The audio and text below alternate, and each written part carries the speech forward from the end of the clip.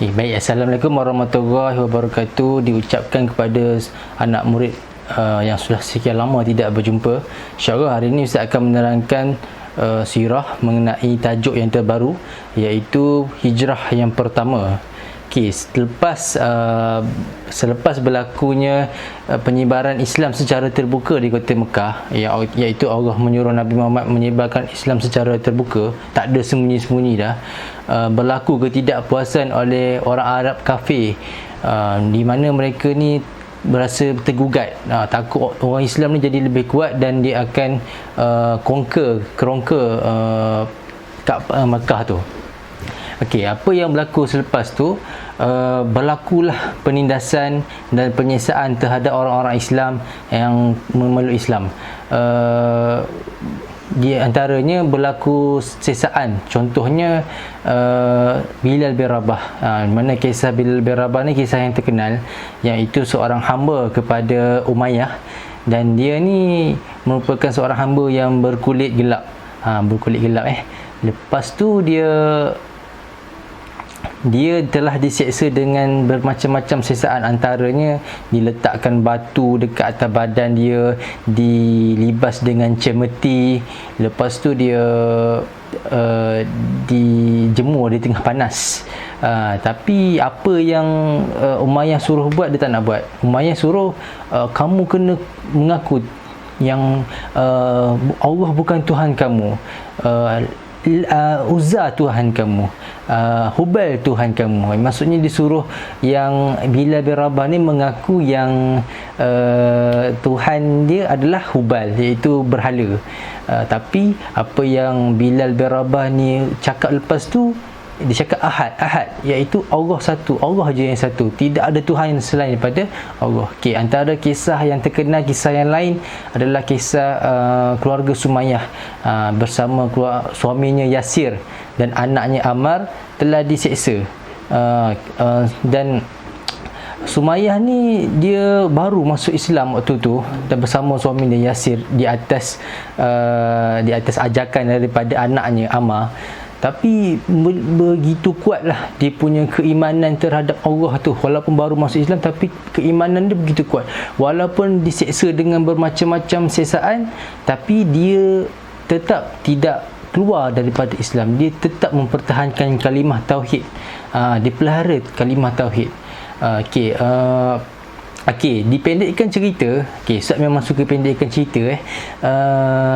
Berlakulah Nabi Muhammad ni dia suruh orang Islam yang diseksa ni, orang Islam ni untuk berhijrah ke Habsyah. Habsyah ni satu tempat satu negara yang bernama, yang kini dikenali sebagai Ethiopia. Habsyah ni merupakan negara Nasrani yang dipimpin oleh Raja Najasyi. Raja Najasyi ni seorang raja yang adil, raja yang baik, dan dia benarkan orang Islam untuk tinggal dekat situ. Hijrah yang pertama ni berlaku melibat pada tahun ke-5 selepas Nabi menjadi Rasul. Maksudnya Nabi Muhammad menjadi Rasul pada 40 tahun. Maksudnya umur 45 tahun berlaku hijrah yang pertama ni. Selepas itu berlaku selepas 3 bulan berada dekat Habsyah ni, orang Islam waktu tu dia rasa rindulah dekat kampung halaman dia. Dia rasa rindu dekat Mekah. Yelah, dah berada dekat Habsyah dalam 3 bulan, jadi mesti rasa rindu dekat Mekah. Dan tiba-tiba diorang ni ada dengar satu berita yang orang kafir dekat Mekah ni dah masuk Islam. Banyak yang dah masuk Islam. Jadi diorang pun ambil keputusan untuk patah balik pergi Mekah. Tapi setibanya diorang kat Mekah ni, rupa-rupanya diorang tersilap. Rupa-rupanya siksaan makin kuat dekat orang Arab, orang Islam waktu tu. Jadi orang Islam waktu tu, dia antaranya yang berlaku, orang kafir ni dia boikot orang Islam. Dia tak nak jual barang-barang dia dekat orang Islam, dia tak nak jual makanan dia dekat orang Islam, dan orang kafir ni tak boleh beli barang orang Islam. Maksudnya dia pulaukan keluarga Nabi, dia pulaukan orang-orang Islam. Jadi orang-orang Islam waktu tu tinggal di kawasan pergunungan. Sebelum tu mereka ada buat satu macam surat lah surat tu ditampal dekat dinding Kaabah. Surat tu mengatakan bahawa perjanjian jangan beli barang-barang orang Islam, jangan boikot orang Islam. Macam itulah lebih kurang perjanjian tu. Okey, disebabkan berlakunya pemulauan terhadap orang-orang Islam ni, Nabi Muhammad telah perintahkan untuk hijrah kali kedua. Okey, kali pertama tadi dia melibatkan 15 orang, 10 lelaki, 5 perempuan. Tapi kali kedua ni dia melibatkan 84 orang. Okey, ini berlaku pada tahun ke-7 kerasulan. Maksudnya ketika Nabi berumur 47 tahun. Baik, bila melibatkan 84 orang ni, orang kafir Quraisy ni dia rasa takut. Kenapa dia rasa takut? Sebab dia takut bila orang Islam ni lari ke Habsyah, dia takut orang ke Habsyah tu dia masuk Islam juga. Jadi orang Islam makin kuatlah. Okay, apa yang orang kafir ni buat, dia hantar Amru al-As sebagai utusan. Dibawalah hadiah macam-macam untuk beri kepada Raja Najasyi ni, dengan harapan supaya Raja Najasyi ni boleh hantar pulang orang Islam balik ke kota Mekah balik. Tapi Raja Najasyi ni dia bijak, dia adil. Dia dengar dulu apa yang Amr al-As nak cakap. Amr al-As ni burukkanlah orang-orang Islam ni, katanya macam-macam lah kat orang Islam ni. Tapi Raja Najasyi dia tak dengar pada Amr al-As saja, dia dengar juga daripada Ja'far, iaitu sahabat Nabi. Ja'far, apa yang ajaran Islam ni bawa sebenarnya? Lepas tu Ja'far ceritalah pasal Islam ni. Dan apa namanya, Raja Najasyi ni dia merupakan seorang raja yang beragama Nasrani. Nasrani ni kalau sekarang ni kita tahu sebagai agama Kristian lah. Okay. Dan dia tanya pada Ja'far, apa yang kamu tahu mengenai Nabi Isa?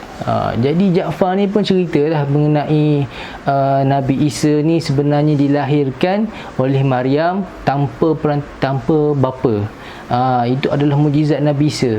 Dan bila Raja Najasyi ni dengar, betul lah, samalah macam ajaran Nasrani ni.